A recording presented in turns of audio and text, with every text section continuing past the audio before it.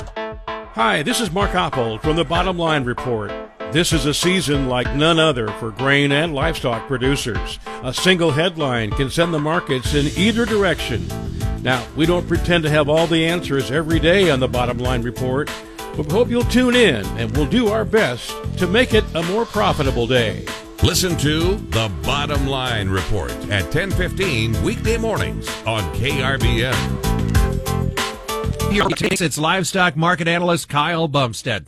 Kyle, you made the comment before we went on the air. It's been kind of a roller coaster. What do you make of the livestock trade so far in the mercantile today? Well, Chad, that's a very good question. Right now we're seeing a lot of choppy two-sided trading here. We started out the session here today.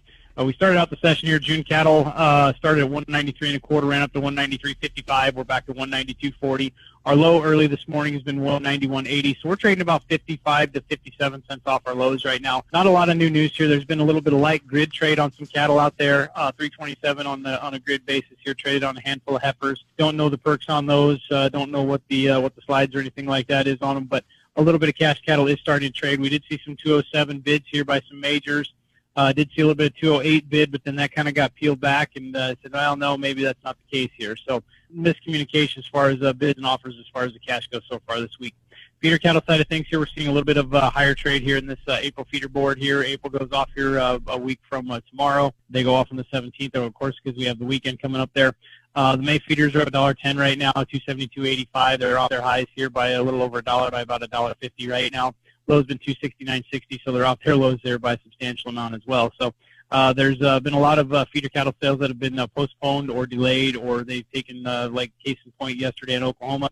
They were going to have a sale yesterday. They postponed it, and they just pushed the cattle that were going to be there yesterday into today so they can make a bigger sale. A lot of folks just not interested in selling, or the weather's kind of got them, or the corn planters got them by the bug here, so not really interested in buying feeders right now. As always, great information. Thank you so much. Livestock market analyst Kyle Bumsted on today's program, 308-708-7340. Do you remember trading commodity futures and options does involve substantial risk of loss, might not be suitable for all investors. This is the Rural Radio Network.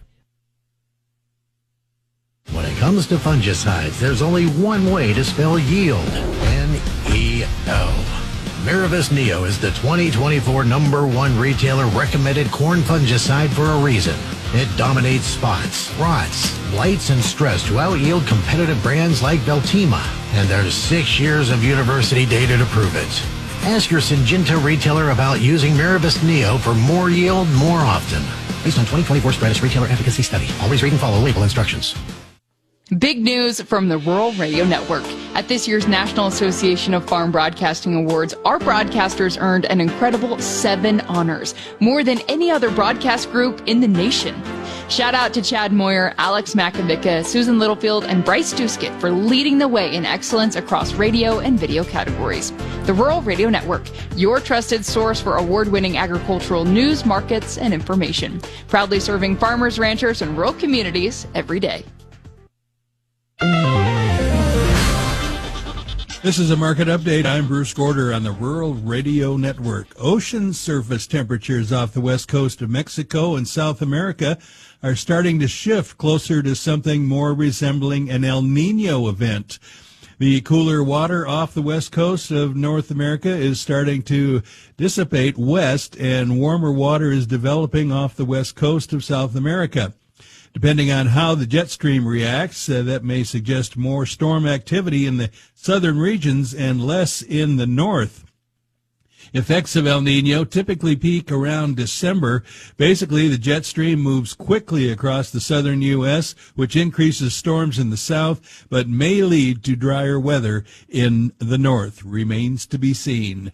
May corn is down a penny at $4.68. July is down a quarter at $4.74.5. May soybeans up a quarter at $9.93. July up 1.5 at $10.05.5. May wheat in Chicago is down 1 3/4 at $5.38 1/4. May wheat in Kansas City 2.5 higher at $5.64. May wheat in Minneapolis 3 cents higher at $6.04. On the Chicago Mercantile Exchange, June live cattle down $1.07 at $192.55. August down $1.17 at $189.27. Feeder cattle for May up $1.22 at $272.95. The August feeder cattle contract $1.20 lower at $276.40. May lean hogs up 27 cents at 84.87. June up 30 at 90.07.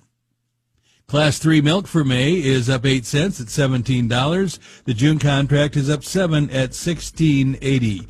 That's a check on your markets. I'm Bruce Gorder on the Rural Radio Network.